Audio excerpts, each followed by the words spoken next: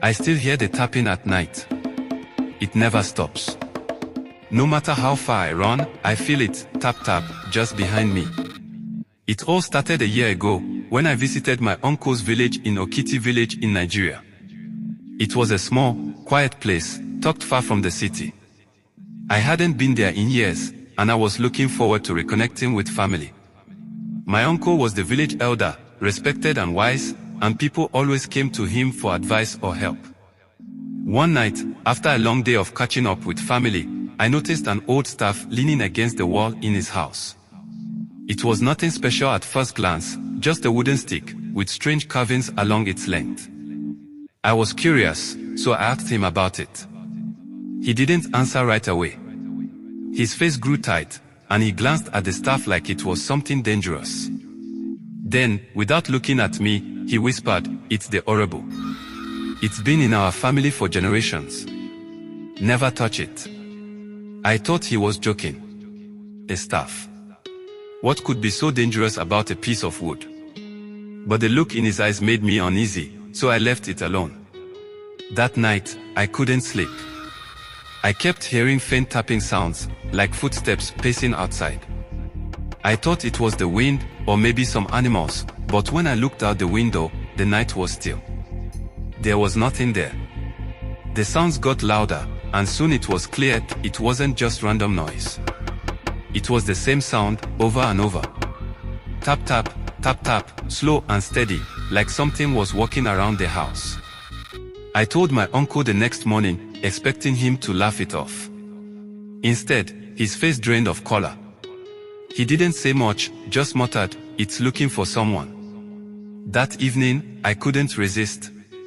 My curiosity got the best of me. While my uncle was away, I reached for the staff. The moment my hand touched it, the room felt colder. Everything around me grew heavy, like the air itself was pushing down on me. I dropped it, but it was too late. The tapping started again that night. But this time, it wasn't outside. It was inside, in the hallway outside my door. Tap tap, closer and closer. I was too scared to move, too scared to breathe.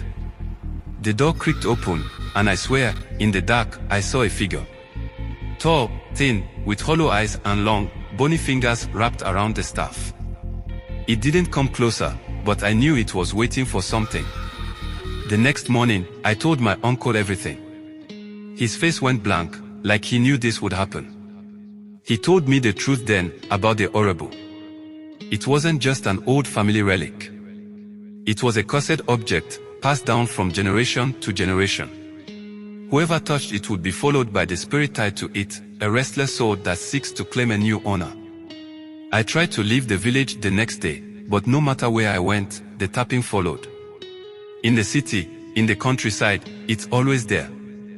I didn't believe it at first.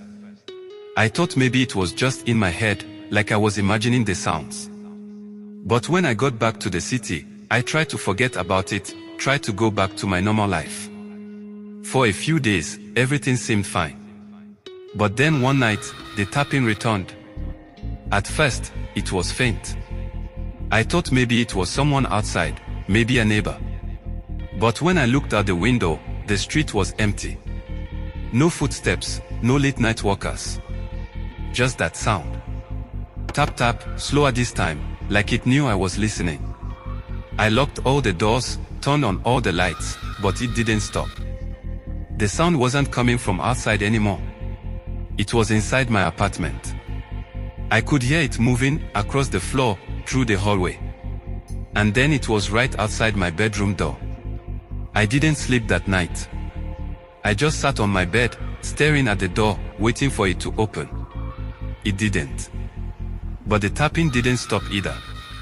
I tried everything after that. I moved to a new apartment. I stayed with friends, even stayed at a hotel for a few nights. But the tapping followed me everywhere. No one else could hear it.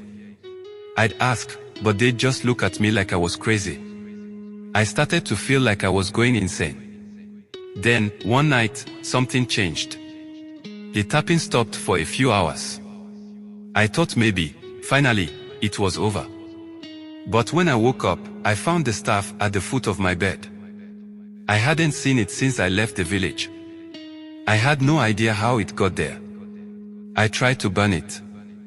I took it out to the alley behind my building and set it on fire. But the flames didn't touch it.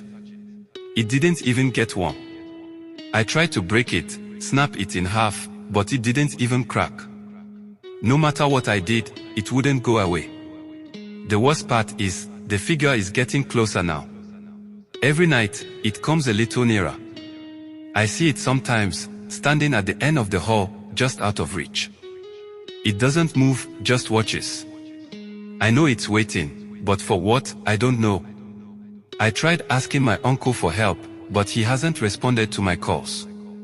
The last time I spoke to him, he just told me to run. But I've been running, and it's still here. I don't think there's anywhere I can go where it won't follow. Every night, I sit in my room, waiting for the tapping to stop. But I know what it means when it does. One day, it won't wait at the door. One day, it will come inside.